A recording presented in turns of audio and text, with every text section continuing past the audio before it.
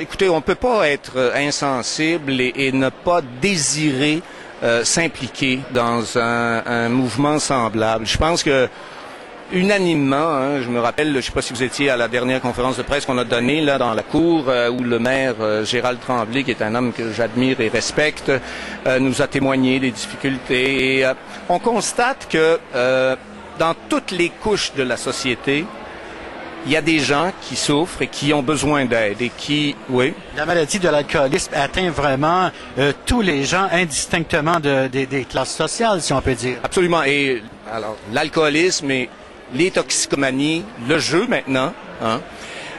Alors donc, d'être sympathique, je dirais, c'est encore plus que ça. Je dirais que, comme je disais un peu dans mon préambule, je trouve que c'est le triangle pour moi capital. C'est-à-dire que voulez-vous répéter ce préambule? Oui, je disais que pour moi, les valeurs essentielles ont toujours été le moteur, ce qui m'a motivé dans ma vie, c'est les livres, les auteurs qui nous transmettent, qui nous donnent. Alors on peut avoir un livre dans sa poche, se retrouver à 3-4 heures du matin dans un fin fond de cours, prendre ce livre-là et se retrouver en Asie et se mettre à voyager. Se retrouver en charmante compagnie, même si on est seul. Absolument.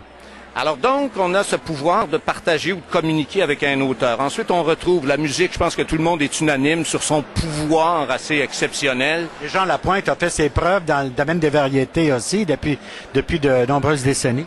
Moi, j'étais tout jeune, puis je me rappelle toujours ça. Moi, je l'ai vu à Ed Sullivan. Vous êtes peut-être plus jeune que moi. Je l'ai vu aussi. Alors, souvent, puis je l'ai vu tellement de fois au cinéma, je l'ai entendu tellement de fois, j'adore, c'est un homme d'exception, je veux dire, je pense que unanimement... Il n'y en a pas beaucoup de gens comme lui. Et qui, alors donc, la lecture, la littérature, quelle que soit cette littérature-là, est important parce que je recevais la semaine passée un document sur l'analphabétisme, puis je pense que ça participe de toutes ces choses-là. Qu'est-ce que c'est être analphabète et de donner aux gens la possibilité de pouvoir entrer en contact, sortir d'eux-mêmes, puis de pouvoir s'exprimer. Alors donc, la littérature, la musique et bien sûr, ce que j'appelle la troisième patte de ça, de redonner ce que Jean nous montre, il nous montre la voie, d'être, puis je parlais du maire Tremblay tout à l'heure, quelqu'un qui consacre sa vie, son énergie en redonnant à la société dans laquelle on vit le meilleur de nous-mêmes, ce que d'autres avant nous ont donné. Aujourd'hui, je pense que c'est à notre tour de participer à cette chaîne-là. Et tout ça très, très simplement, parce que comme vous voyez ce soir, c'est bien naturel, puis c'est bien humain. Il y a pas de... C'est sans falbalard, c'est sans... Il n'y a pas de prétention, puis il n'y a pas de... On pense pas. Je pense que c'est fondé sur l'humanisme en fait. Tu sais, on parle de toutes sortes de déchirements, puis toutes sortes parfois par des religions, puis les gens sont.